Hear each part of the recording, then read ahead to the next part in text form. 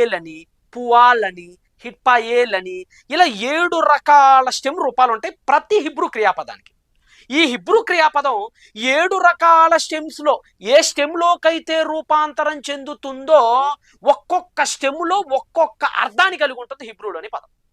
ఇప్పుడు for example ఇక్కడ ఏదైతే నేను మీకు అపాయమును పుట్టింతును అన్నాడు కదా, పుట్టింతును అన్నాడు కదా, అక్కడ ఉపయోగించినటువంటి క్రియాపదం మూల క్రియాపదం కుమ్ అనేటువంటి రూట్ వెరుపు ఉపయోగించబడింది. 7 రకాల స్టెమ్ రూపాంతరాలు ఉంటాయి. మళ్ళా 7 రకాల స్టెమ్ రూపాంతరాలు ఉంటాయి. అంటే స్టెమ్ అంటే ఏం లేదండి, సింపుల్ అండి.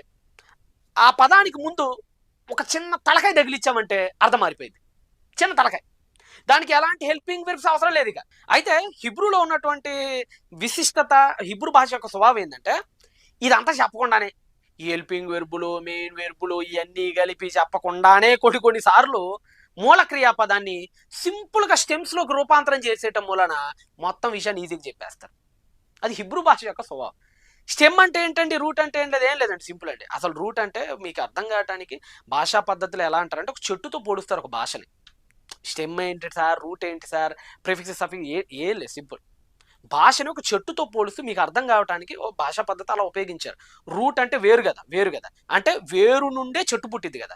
అలానే ఒక పదం పుడతానికి వేరు పదం అనేది ఒకటి ఉంటుంది, దాన్నే రూట్ వర్డ్ అంటారు. రూట్ వర్డ్ అంటే వేరు పదం. ఇందాక మీకు విత్ అని చెప్పాను కదా, అది రూట్ వర్డ్ అనమాట. విత్ అక్కడి నుంచే వేదము, విద్య అనే వచ్చింది.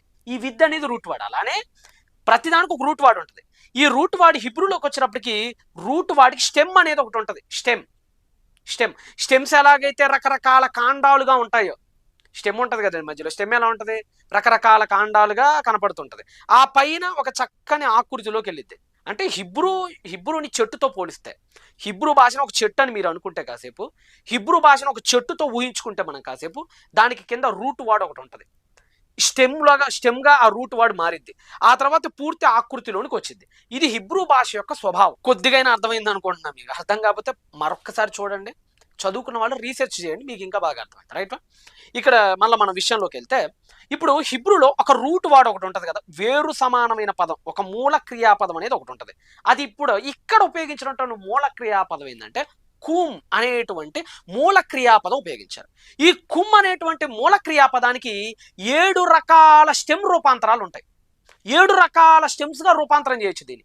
ఒక్కొక్క స్టెమ్లో ఒక్కొక్క మీనింగ్ లేకొలిపోయింది ఈ కుమ్ అనే పదం.